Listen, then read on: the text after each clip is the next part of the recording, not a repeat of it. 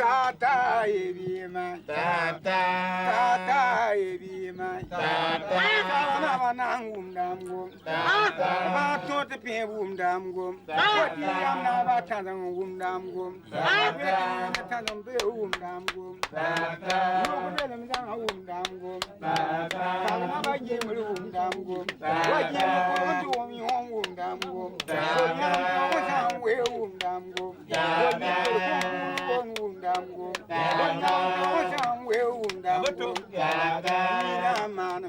Tous les êtres humains naissent libres et égaux en dignité et en droit. Ils sont doués de raison et de conscience et doivent agir les uns envers les autres dans un esprit de fraternité. 200 ans plus tard, ce premier article de la Déclaration des droits de l'homme reste toujours d'actualité. Des hommes et des femmes de nationalités, de cultures différentes, travaillent au quotidien pour sa mise en pratique dans le cadre de la coopération. Celle-ci doit être envisagée comme un partenariat où chacun assure ses droits et ses devoirs vis-à-vis de l'autre. Nous sommes tous embarqués sur le même bateau et nous avons tous besoin les uns des autres pour assurer notre propre équilibre. Pendant 2 ans, tu vas à tel endroit. Chantal Podvlig et Patrick Caboret sont tous les deux médecins. Ils collaborent dans un projet de coopération qui a pour objectif de développer un district sanitaire dans la région de Barça-Logo, au Burkina Faso.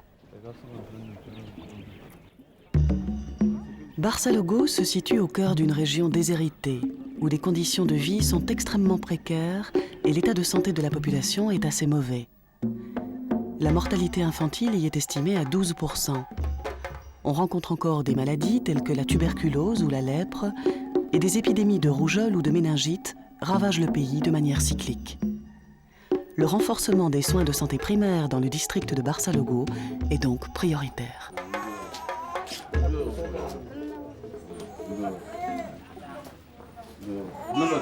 Je crois que c'est peut-être un rêve d'enfant qui s'est réalisé. J'ai toujours voulu en tout cas faire de la médecine. Vous savez qu'on est dans un pays sous-développé et l'un des problèmes cruciaux, c'est la santé. C'est l'un des principaux problèmes que rencontre la population. Et ici, il est traditionnellement dit que c'est la santé qui est la base du tout. Donc cela m'a conforté à faire la médecine pour pouvoir bien sûr améliorer l'état de santé des populations. Donc, bon, en tant que médecin-chef du centre médical, je suis chargé de la coordination des activités de soins et de tout ce qui est prestation de soins, soit les soins curatifs, les soins préventifs et promotionnels au niveau du centre médical ici. Madame Gango vient, non? Patrick Caboret est le médecin-chef du district de Barça-Logo. À ce titre, il coordonne les activités de 9 centres de santé et de promotion sociale répartis dans la région. L'hôpital de Barça-Logo est leur centre de référence qui les épaule en cas de difficulté. Ce qui vient d'arriver, c'est le cas typique de l'urgence obstétricale. Une femme qui nous a évacués d'un centre de santé qui est à 45 km d'ici. Et dès qu'elle est venue, on a fait juste le traitement médical d'urgence. Bon, ça montre parce que cette femme, son pronostic, elle, c'est assez bon, mais pour son bébé, c'est assez péjoratif parce qu'elle doit faire encore 45 km à véhicule. Et cela explique la nécessité encore d'avoir un centre chirurgical ici qui peut prendre en charge très vite les urgences comme ça. Là, on est sûr de sauver l'enfant et la mère. Et ce qui se passe, c'est que cette femme, c'est sûr qu'elle n'a pas surveillé sa grossesse, elle n'a pas eu de suivi de sa grossesse parce que c'est une habitude des populations d'accoucher à la maison. Autrement, si elle avait suivi ce qu'on appelle les consultations prénatales, dès le 2e trimestre, on aurait pu détecter quand même des facteurs de risque qui pouvaient nous orienter sur la probabilité qu'elle fasse une éclampsie et prendre des mesures qui s'imposent. Une meilleure éducation à la santé de la population doit être mise en place par les centres de santé locaux. Patrick Caboret coordonne les actions des infirmiers chefs de poste.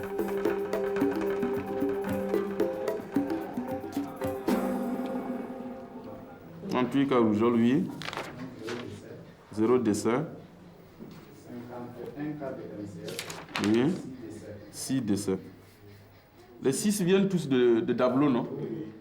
Afin de mener à bien ces activités, le district sanitaire de Barçalogo est soutenu par le service laïque de coopération au développement. Le SLCD est une organisation non gouvernementale belge qui, depuis plus de 17 ans, développe des projets de coopération dans les pays du Sud. Ici, à Barçalogo, cette ONG met à la disposition du projet des moyens financiers et a délégué un médecin belge qui collabore à la mise en route du programme.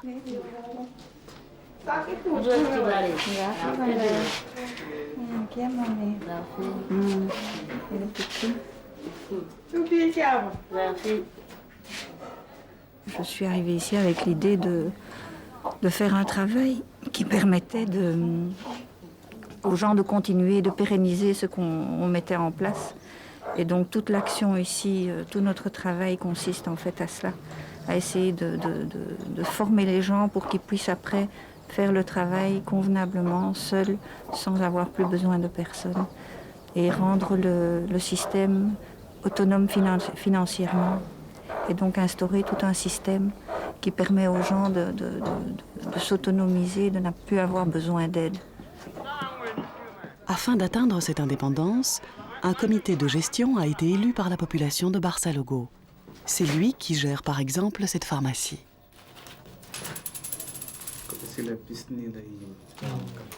Le comité de gestion, c'est eux qui s'occupent de la gestion de la pharmacie ici. Mais l'essentiel, c'est qu'eux, ils s'occupent aussi de l'information. C'est eux qui donnent l'information à la population. Ils sont en quelque sorte entre la population et les services de santé. Cette coopération, elle est bonne parce que, d'abord, la coopération est là, il y a un docteur qui est là, qui nous épaule techniquement. Il y a aussi un soutien financier qu'on ne peut pas ignorer. Je pense que c'est là le rôle du comité de gestion, parce que eux, c'est à la place de ces coopérants-là, c'est eux qui vont prendre la relève. L'indépendance passe aussi par une plus grande responsabilisation de la population. Les centres de santé locaux élaborent des programmes d'intervention. La population, sur le plan compréhension de la nécessité de la rapidité des soins, ils n'ont pas encore beaucoup compris. Mais on a développé une stratégie, c'est les études du milieu qu'on a instituées ici, pour connaître, pour dégager, pour étudier ensemble avec les communautés, dégager les problèmes ensemble, les analyser et adopter les solutions et passer à la pratique ensemble. Donc je crois qu'avec cette méthode, on va amener beaucoup plus les communautés à participer et à prendre en charge leur propre santé.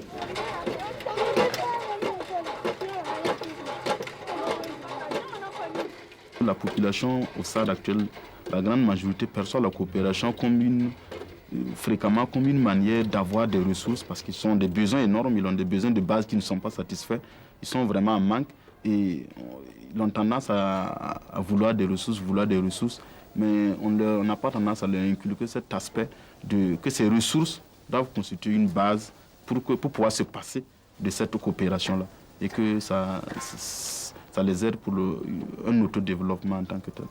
Du fait du mode d'intervention de beaucoup de programmes de coopération, on a l'impression qu'on amène des ressources pour des gens.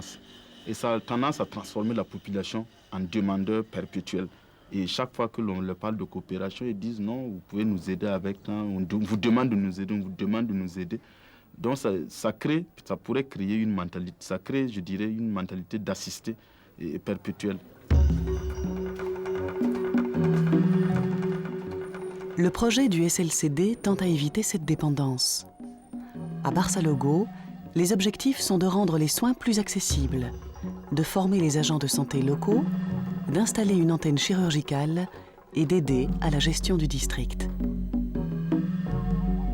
C'est Chantal Potvlig qui gère la mise en place du projet en collaboration étroite avec Patrick Caboret. Ça va bien ? Ah, ça va. Ok, voilà. Ça, c'est le résumé de la réunion d'hier. Il y a quand même dans la coopération plusieurs formes.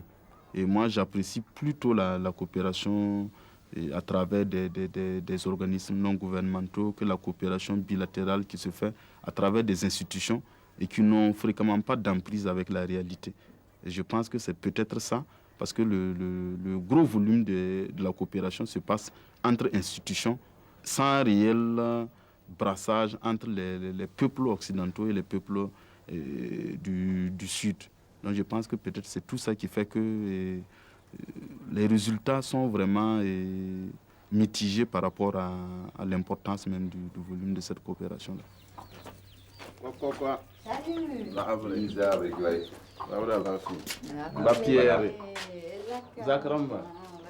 Moi, je dirais d'abord que vraiment que dans la coopération, on considère, les deux parties se considèrent comme partenaires.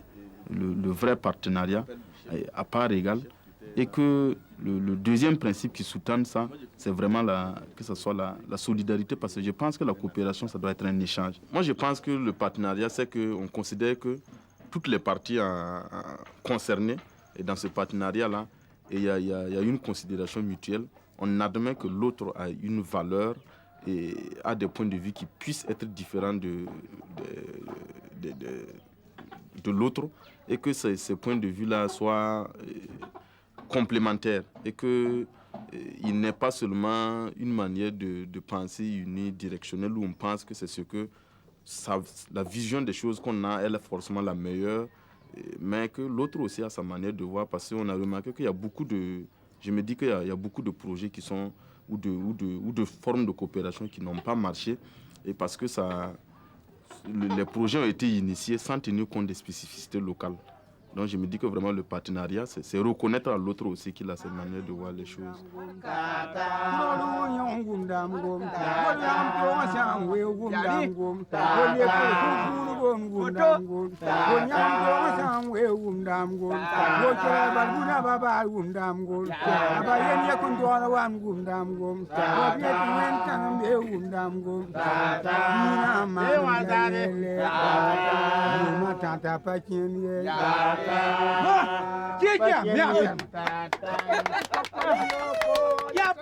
Je pense que l'Europe actuellement est une civilisation, surtout où c'est le développement, c'est le matériel. Le développement a été surtout axé sur l'aspect matériel, l'amélioration des conditions matérielles des gens. Mais il y a eu, à part de l'autre côté, la négligence, peut-être pas la négligence, mais il y a un défaut. Ce mode de développement n'a pas tellement pris en compte l'homme. Et on s'est rendu compte que c'est un développement qui se fait peut-être même au détriment de l'homme. Et de ce côté, nous n'avons pas atteint ce stade de société industrielle. Et nous percevons l'homme comme au centre du tout. Et donc, tout développement doit se faire avec l'homme et pour l'homme. Donc, je crois que de ce côté, l'Europe a également quelque chose à apprendre du Burkina. Madame. Ça va?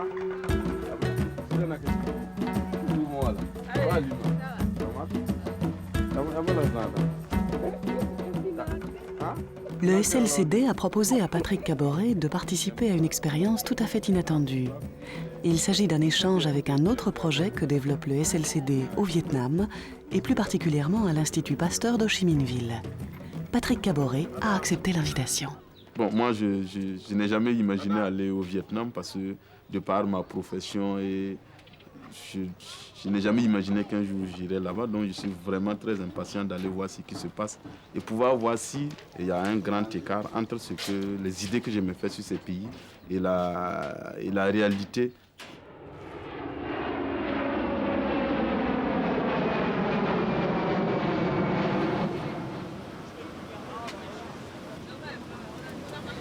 Moi, je pense que c'est une expérience positive parce que moi, ça me permet de découvrir d'autres horizons, de découvrir surtout d'autres cultures, d'autres civilisations que je ne connais pas et qui sont sûrement différentes des miennes.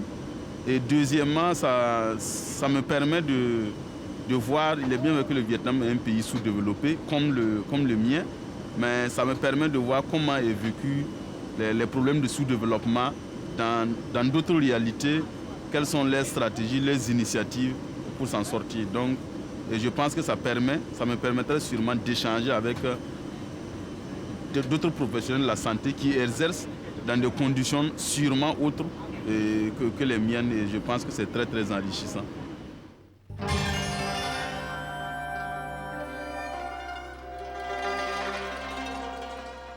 Le Vietnam a été relativement protégé du sida.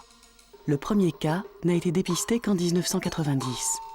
5 ans plus tard, on estimait qu'il y avait plus de 6000 séropositifs dans le pays. Depuis, l'épidémie du sida est en accroissement constant. Si les groupes à risque sont les toxicomanes et les prostituées, on constate depuis peu l'émergence du virus chez les femmes enceintes et les enfants. Le virus est donc en train de contaminer la population globale du Vietnam. La pratique des tests de dépistage n'est pas encore répandue dans la société vietnamienne et cela constitue un véritable danger pour l'avenir. Plus de 80% des cas sont répertoriés dans le sud du Vietnam. La plupart de ceux-ci proviennent d'ici, Ho Chi Minh Ville, mieux connue sous le nom de Saigon, capitale du Sud.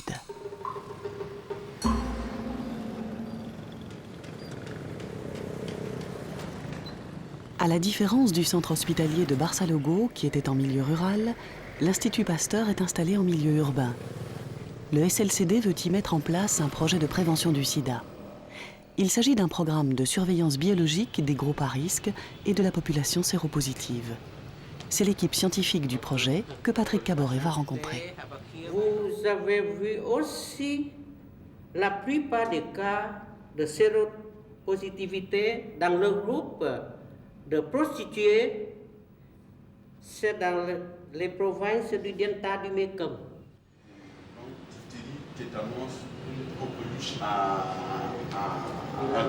3 mois. Bon, rougeole, nous, on fait ça en 9 mois. Mais c'est pas chez vous. De 9 à 23 mois. Que vous faites la rougeole. Pour la rougeole. Mais chez vous, les vaccins du père, la vaccination pour le père, c'est quel vaccin? Pour le BCG, c'est pour tous les enfants nouveau-nés. Les nouveau-nés. D'accord, c'est la même chose chez nous, quoi. Pour les activités de lutte contre le sida, nous avons besoin de beaucoup de choses. Les équipements, les matériels, pour la recherche, pour le diagnostic et en particulier pour les activités de communication publique.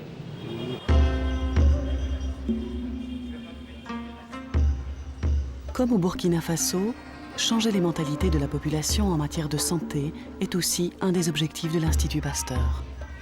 Celui-ci tente à se dégager de son environnement de recherche et à s'ouvrir à la population. Tôt le matin, des séances de dépistage, tant du sida que d'autres maladies infectieuses, sont organisées. Avec l'aide financière de la GCD, le SLCD couvre 75% de l'apport financier et matériel du projet sur le sida. Le restant est pris en charge par l'Institut Pasteur France et l'État vietnamien. Aucun coopérant européen ne sera envoyé au Vietnam. Ce sont les scientifiques vietnamiens qui seront formés en Europe. Bon, ici, c'est le laboratoire du sida. Ici, on fait tout le test de dépistage du VIH. Voilà, mes collègues sont en train de faire le test ELISA pour détecter HIV1 et HIV2. Voilà, c'est le span de culture. Ici, on fait l'isolement le virus du VIH. C'est un peu dans le programme de recherche. Oui, voilà. Elle est en train de faire essayer l'isolement le virus du VIH à partir du PBMC du centre. D'accord. Bon, après cette première visite à l'Institut Pasteur, mes impressions, c'est des impressions d'émerveillement parce que je ne savais pas pouvoir trouver dans un pays en développement comme le Vietnam une technologie de pointe et assez sophistiquée et qui diffère fondamentalement de chez nous. Donc je suis ravi. Pour moi, ça a été des contacts assez, je dirais, directs parce que j'ai eu l'impression que on était sur la même longueur d'onde parce qu'il y avait un peu une même sensibilité quant aux problèmes qu'ils rencontrent ici et également quant à leur approche des problèmes scientifiques. Et on se comprenait très bien et surtout ils étaient assez chaleureux. et j'ai eu l'impression qu'on était sur la même longueur d'onde.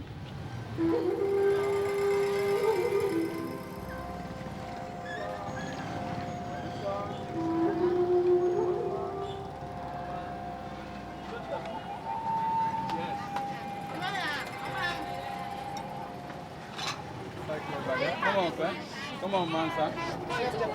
Hein? J'enlève ici. Comme ça. Comme ça. Et puis.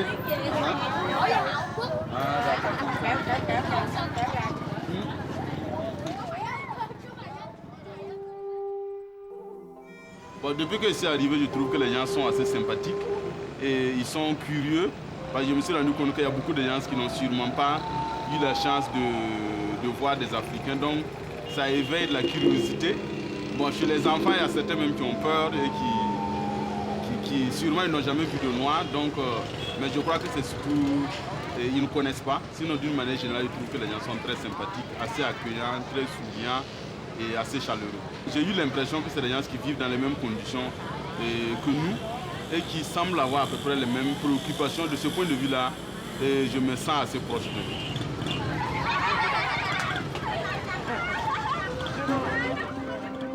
En constatant certaines similitudes, ne pourrait-on pas envisager une meilleure coopération entre les pays du Sud? Ça nous aide de développer la recherche sur le sida dans notre pays, mais aussi nous aider de changer l'expérience, de l'information, de coopérer avec des pays où nous avons la même condition, la même situation économique et la même difficulté dans le domaine de santé publique pour résoudre le problème du VIH au Vietnam. Quand vous savez que le sida, c'est comme l'infection, c'est comme une maladie un peu internationale. Et c'est pour ça, seulement travailler avec le main de la main avec les autres pays peut nous aider à résoudre ces problèmes. Moi, je crois que dans la science, dans la recherche, il n'y a pas le problème de nationalité ici. La science, c'est pour tout le monde. Et je crois que si j'en ai l'occasion de coopérer avec les autres pays, c'est la grande chance pour moi.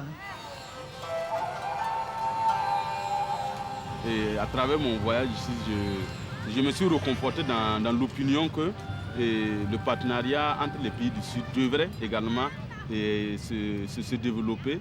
Et si on veut aboutir à en tout cas un développement harmonieux de toutes les parties du monde. Parce que je me dis qu'un pays du Sud, tel que le Vietnam, qui reçoit à travers la coopération ou le partenariat avec des pays du Nord, pourrait faire bénéficier de ce partenariat-là à un autre pays du Sud comme le Burkina et qu'il n'y ait pas un éternel recommencement, qu'il n'y ait pas besoin d'initier le même genre de projet ou de coopération dans un pays du Sud comme le Burkina. Je pense que c'est un éternel recommencement, surtout quand on sait qu'il y a pas mal de similitudes dans les problèmes qu'on rencontre. Peut-être que c'est les approches qui diffèrent. Moi, personnellement, je me sens citoyen du monde parce que je me dis que l'homme, il est un et que l'on vive au nord ou au sud. Et je remarque que partout, les hommes ont d'habitude les mêmes aspirations. C'est-à-dire que les hommes aspirent à satisfaire leurs besoins fondamentaux, que ce soit en Europe ou dans les pays occidentaux ou dans les pays du Sud. Mais les conditions particulières du milieu font que parfois c'est plus difficile. Donc je me sens un peu solidaire de tous les hommes, bien que par ma manière de vivre, de par mon éducation, je me sens plus proche, par exemple, de la vision des choses que le Burkina, comme les Burkinabés ont, parce que je me dis ça, c'est du fait de mon éducation, du milieu socio-culturel dans lequel j'ai évolué, mais je me sens solidaire de tous les hommes du monde. Le monde entier n'est qu'un petit village. Je pense que l'homme n'aura pas de choix que d'essayer de se rassembler et de prendre les problèmes globalement, de les traiter dans un ensemble et que les hommes se sentent appartenir à une même espèce et que je pense que ça résoudrait pas mal de problèmes. Le voyage de Patrick Caboret prend fin. Bientôt, il retrouvera son Sahel natal. Mais des contacts ont été pris, des liens se sont créés. Et peut-être qu'un jour, on verra des Vietnamiens à Barça-Logo.